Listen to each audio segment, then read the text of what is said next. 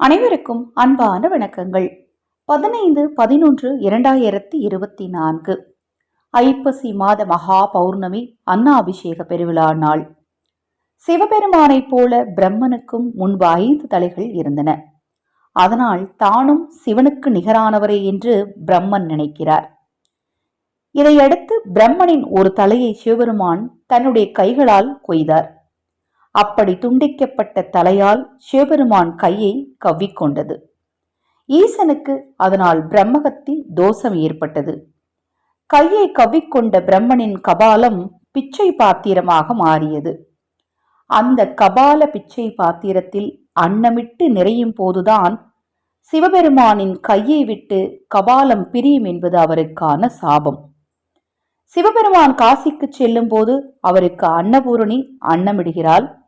அவளது அன்பினால் கபாலம் அன்னத்தால் நிரம்பியது. இதையடுத்து பிரம்மனின் கபாலம் கீழே விழுந்ததோடு ஈசனின் பிரம்மகத்தி தோஷமும் நீங்கியது. அன்னபூரணி சிவபெருமானுக்கு அன்னமிட்ட தினம்தான் இந்த ஐப்பசி மாத பௌர்ணமி. எனவேதான் இன்றைய தினத்துல சிவபெருமானுக்கு அன்னாபிஷேகம் செய்யப்படுது. சிவபெருமான் அபிஷேக பிரியர். அதனால் அவருக்கு 11 வகையான பொருட்களால அபிஷேகம் செய்யறது வழக்கம். அந்த அபிஷேகத்துல மிகவும் சிறப்பானது இந்த அன்னாபிஷேகம். ஐப்பசி மாத பௌர்ணமி தினத்துக்குன்னு ஒரு தனி சிறப்பு இருக்கு. அன்றுதான் சந்திரன் தனது சாபம் முழுமையாக தீர்ந்து 16 கலைகளுடன் முழு பொலிவுடன் தோன்றினார். ஐப்பசி மாத பௌர்ணமி தினத்தின் போது சந்திரன் பூமிக்கு நெருக்கமாக வந்து அதிக பொலிவுடன் தோன்றுவார்.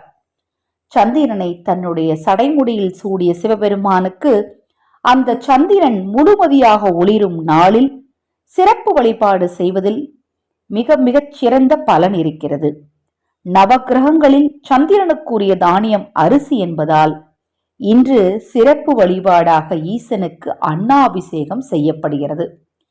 சிவனருள் இருந்தால் மட்டுமே இந்த பதிவு உங்கள் கண்ணில் படும். ஏன்னா இன்றைய நாள்ல ஏன் அன்னாபிஷேகம் செய்யப்படுகிறது அப்படிங்கிறத நம்ம தெரிஞ்சுக்கிறோம்.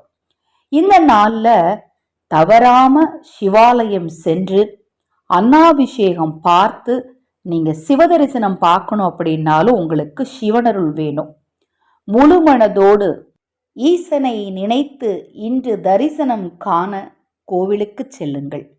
இன்றைய நாள்ல நீங்க சிவதரிசனம் பார்த்தீங்க அப்படின்னா உங்கள் ஜாதக ரீதியாக இருக்கக்கூடிய தோஷங்கள் கூட நிச்சயமாக நீங்கும், அதன் வீரியம் குறையும்னு சொல்லப்படுது. ஏன்னா சிவனுக்கே இன்று பிரம்மகத்தி தோஷம் நீங்கிய நாள்.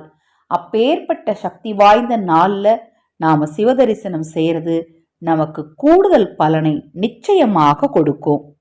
இது போன்ற எண்ணற்ற ஆன்மீக தகவல்களை தெரிந்து கொள்ள நமது சேனலை சப்ஸ்கிரைப் பண்ணிக்கோங்க. அனைவருக்கும் எனது அன்பு வணக்கங்களை கூறி இந்த பதிவை நிறைவு செய்து கொள்கிறேன்.